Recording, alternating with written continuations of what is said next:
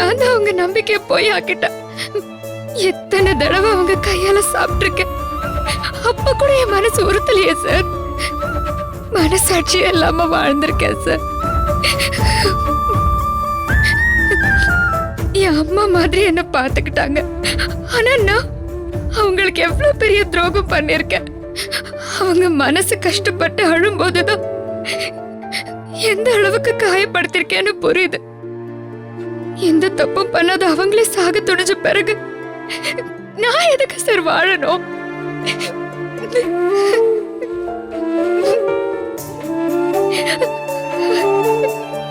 ரோஜா, எங்க அம்மாவுக்கு ஒண்ணும் தெரியாத மனசுல பட்டதை பேசுவாங்க. அவங்க ஒரு அப்பாவி, கள்ளங்கபடம் இல்லாதவங்க.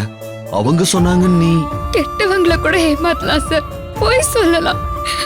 ஆனா நீங்க சொன்னீங்களே அப்பாவே கள்ளங்கபடம் இல்லாதவங்கன்னு, அவங்கள ஏமாத்துறது தெய்வத்தை ஏமாத்துறதுக்கு சமம் சார்.